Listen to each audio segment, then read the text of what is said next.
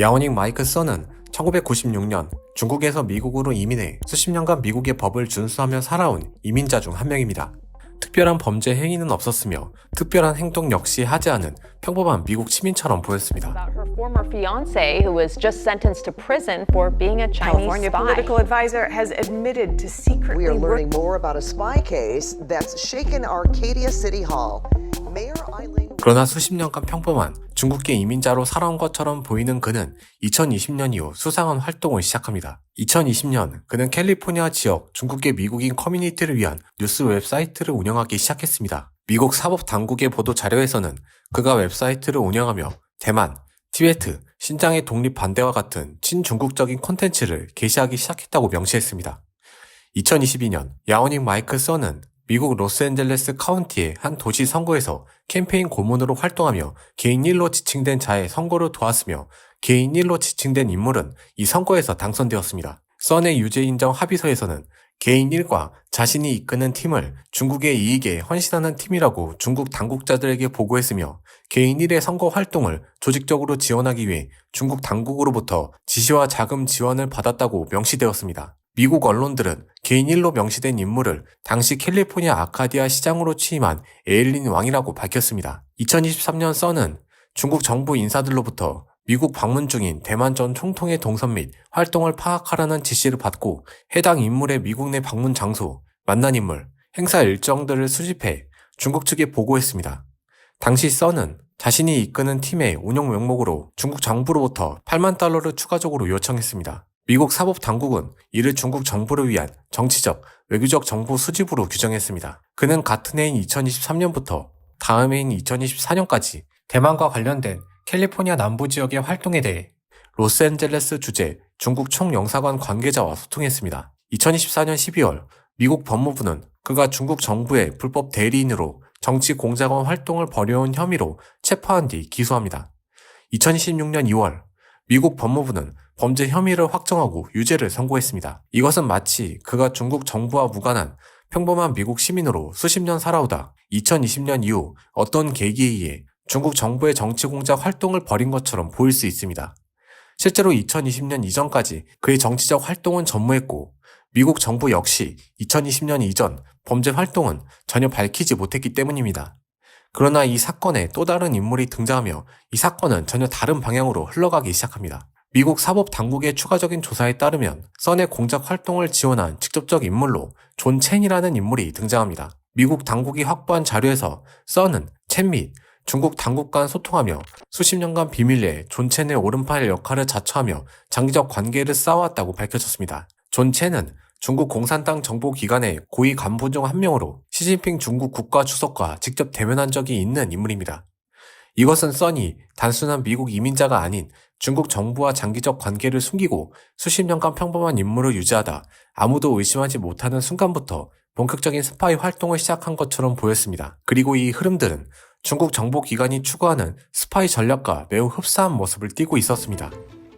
바닥에 가라앉은 물고기 또는 가장 낮은 곳의 물고기로 불리는 전략은 중국 국가안전부가 장기 잠복형 불법 요원을 내부적으로 부르는 은어입니다. 이 전략은 중국 요원을 수십 년간 잠복시켜 지역 사회의 일부로 완전히 동화시킨 뒤 결정적 순간부터 스파이로 활용합니다. 그리고 써는 이러한 중국의 스파이 전략과 매우 유사하다는 특징을 보였습니다. 그렇다면 미국 내 써과 같은 사례가 그 혼자뿐이었을까요? 과연 이것은 미국만의 일일까요? 이것은 중국의 스파이 전략의 핵심을 설명하는 아주 극히 일부에 불과했습니다.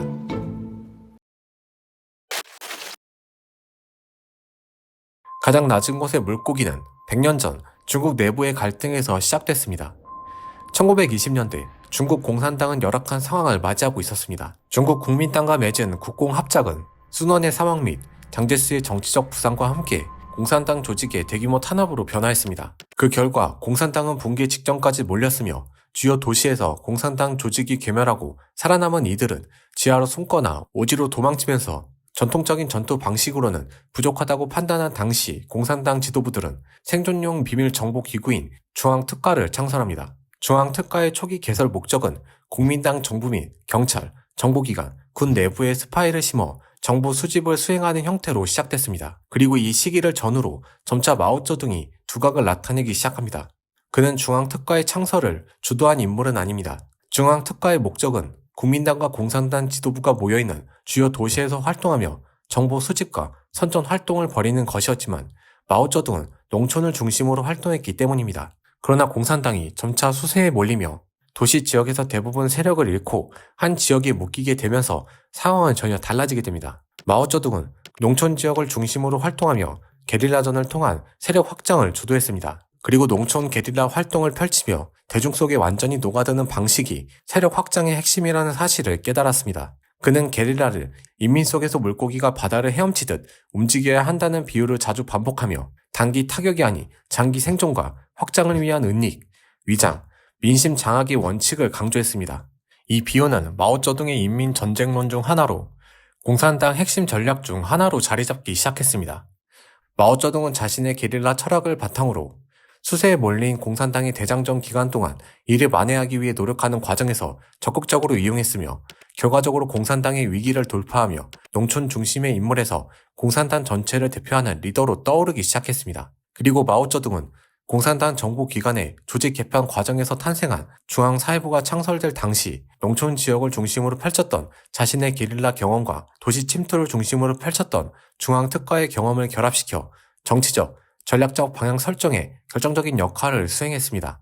마오쩌둥은 통합된 정보기관인 중앙사회부의 수장으로 캉성을 내세우며 그의 강력한 후견인 역할을 맡아왔고, 캉성은 정보기관의 수장을 맡으며 국민당과 국공내전을 치르던 시기 중국 본토 내부를 중심으로 장기 잠복 스파이 전략을 실행했습니다. 이 당시 가장 낮은 곳의 물고기라는 단어가 중국 내부에서 직접적으로 쓰였는지 알 수 없지만 현대 중국 스파이 전략의 초기 운용 방식으로 대중과 지역 사회에 동화되는 마오쩌둥의 사상이 시작된 시점이었습니다.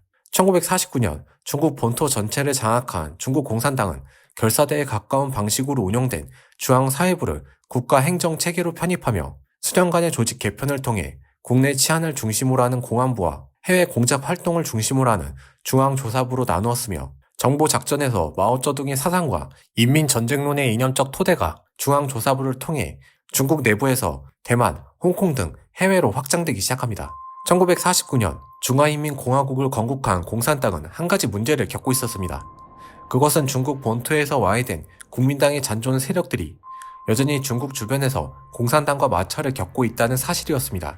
주요 국민당 세력들은 대만으로 이동했으나 홍콩, 푸첸, 윈난 등 중국 내부에서 일부 활동을 이어갔으며 미얀마 등 동남아 일부 지역에서도 잔존 세력들이 성장하며 미국 CIA의 지원을 받거나 지역 세력들과 협력해 중국 본토를 재점령하기 위한 노력을 지속적으로 이어갔습니다. 하지만 문제는 이것뿐만이 아니었습니다. 소련과 지속적인 긴장 관계가 유지되고 있었기 때문이었습니다. 그 결과 중국과 소련의 국경 사이에서 여러 차례 직접적 분쟁이 발생하며 중국 국경 전체에 대한 전방위적 불안감이 점차 높아지고 있었습니다. 이러한 결과 중국 공산당은 문제들을 제거하는 것이 최우선 전략적 목표였으며 이에 따라 중앙조사부는 대만과 홍콩 그리고 동남아시아 지역, 소련에서 방첩 활동을 시작했습니다. 이에 따라 그들은 대만과 일부 지역에 남아있는 국민당 잔존 세력, 러시아 내부의 침투에 고위 간부, 본인을 직접 포섭하는 임무 외에 사회 통합 과정을 통해 현지인과 친분을 맺거나 결혼 또는 가족을 형성해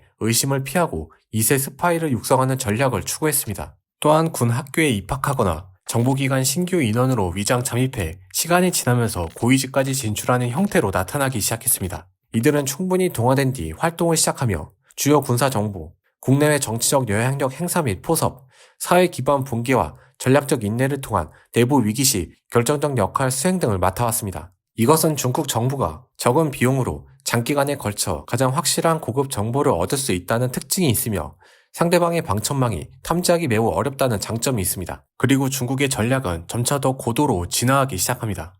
1980년대 중국은 큰 변화가 시작됩니다. 덩샤오핑 체제로 들어서면서 대규모 해외 교류가 시작되며 혁명당 체제에서 현대 국가 체제로 제도화 전환을 추진하기 시작했으며 미중 관계는 점차 개선되어 활성화되었지만 반대로 소련과의 관계는 지속된 긴장 상태를 유지했습니다. 이러한 대외 급진적 변화는 대내적으로 분산된 권력을 집중해 효과적으로 당을 관리할 필요가 있었으며 체제의 안정화 작업이 필요했습니다. 그 결과 기존 대내 정보기관이었던 공안부와 대외 정보기관이었던 중앙조사부를 하나로 통합해 현재의 중국 정보기관인 국가안전부가 창설되었습니다. 이 시기를 전후로 덩샤오핑의 도광 양해에서 부각되는 현재의 중국 장기 침투 전략이 체계화되어 가장 낮은 곳의 물고기 방식이 저변으로 확대되기 시작했습니다. 중국은 이전까지 주요 스파이 전략 대상으로 주로 군 장성 또는 기밀 사안에 직접 접근이 가능한 인물들을 선택했습니다. 그러나 1989년 천안문 사태 이후 체제 안정을 위해서는 사회 전반에 대한 지역 보안망을 더 확대시키고 정교화할 필요가 있었습니다. 그 결과 중국은 도광 양해에서 이어지는 침착하게 관찰하고 진영을 안정시키고 절대 앞장서지 말고 적절히 행동하라는 사상은 중국의 방첩 활동에도 영향을 주었습니다. 변화된 중국의 전략에 따라 그 대상 역시 시장 경제를 통해 전 세계로 퍼진 유학 및 이민, 취업자들로 확대되었으며 더욱 많은 시간을 소모해 지역 사회에 더 깊게 파고드는 형태로 진화하기 시작합니다. 이러한 결과 기밀 사안에 직접 접근이 가능한 인물뿐만 아니라 이전보다 더 많은 시간을 들여 최대 수십 년간 중국 정치와 전혀 무관한 것처럼 행동하며 지역 사회에 정착한 뒤 지역 사회에 영향력이 있는 인물로 성장해 공작에 동원되는 구조를 이루기 시작합니다. 소수의 방첩 활동으로 대다수의 중국계 이민자들을 모두 잠재적 스파이로 오인할 수 있게 만든다는 분명한 문제점이 존재하지만 서구권의 법치주의 시스템으로 가까워질수록 간첩 혐의를 입증하기 매우 어렵다는 특징이 있습니다. 오히려 중국계 이민자들의 고립이 가속될수록 이들은 역설적으로 중국 대사관이나 친중 단체에 의존해 중국 입장을 대변하는 잠재적 자원이 되는 구조를 만들 수 있었습니다. 한 발 더 나아가 중국 정부는 해외 중국 커뮤니티의 고립을 고의적으로 조장하기 위한 방법도 함께 시행했습니다. 구체적 방법으로 현지 지역 사회에 이미 정착해 오랜 기간 해외에 거주 중인 정상적인 중국계 이민자 중 중국 내 가족들이 있는 자를 탐색해 가족을 빌미로 강제 송환시킨 뒤 가족을 인질로 회유와 협박을 통해 스파이로 전향시키고 이를 활용해 지역 커뮤니티에 스파이 네트워크를 구축하여 초기 거점을 마련합니다. 이러한 방식은 정상적인 중국계 이민자들을 스스로 고립시키고 그룹 간 자가 검열을 하게 됩니다. 이것은 협박받은 중국계 이민자가 자칫 현지에서 의심받거나 법적 문제가 될 수 있다는 불안감으로 이어지며 현지 보안 당국의 도움을 꺼리게 만들고 중국 정부만이 자신을 보호해줄 수 있다는 논리로 이어져 최종적으로 실제 스파이 전략에 가담시키는 구조를 완성시킬 수 있습니다. 중국은 여기서 한 발 더 나아가 반체제 인사들을 이용하기도 했습니다. 중국 정부는 지역 커뮤니티에서 장시간 중국 민주화 활동을 하며 신뢰감을 형성하게 한 뒤 이를 이용해 중국 국가안전부의 지령으로 민주화 운동 그룹과 지역 정치권의 영향력을 행사했으며 민감한 정보를 중국 정부에 제공하는 등 스파이 활동에 활용했습니다. 이러한 사례는 중국계 이민자들의 외부 고립뿐만 아니라 지역 커뮤니티 안에서조차 서로를 신뢰할 수 없는 상태로 만들어 중국에 반하는 행동을 섣부르게 하지 못할 뿐만 아니라 추후 회유와 협박에 더 적극적으로 이용할 수 있는 구조를 만들기 충분했습니다. 이러한 중국 정부의 전략은 공식적으로 2016년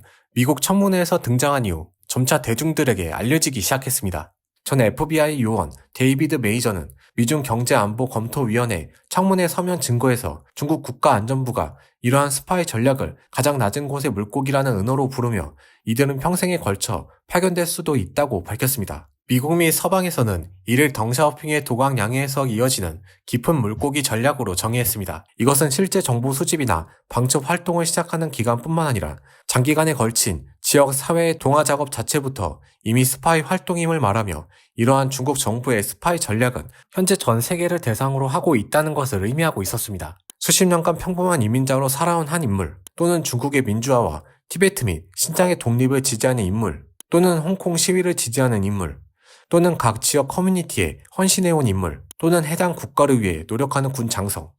그러나 그 시간 자체가 전략의 일부였다면 이야기는 달라집니다. 가장 낮은 곳의 물고기는 특정 인물을 지칭하는 단어가 아니라 시간을 무기로 삼는 사고 방식을 의미합니다. 1920년대 마오쩌둥의 인민전쟁론에서 시작된 침투 전략은 중앙사회부를 거쳐 현재의 중국 국가안전부로 이어집니다. 이 전략의 핵심은 단순합니다.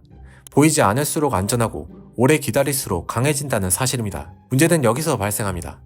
법치주의 국가는 의심이 아니라 증거 위에 서 있습니다. 그러나 장기 잠복 전략은 시간과 신뢰를 통해 법치주의 국가의 방식을 역으로 이용하고 있습니다. 과연 우리는 어디서부터 경계해야 할까요? 야오닝 마이크 선의 사례는 이러한 문제들을 말해주는 작은 시작에 불과했습니다.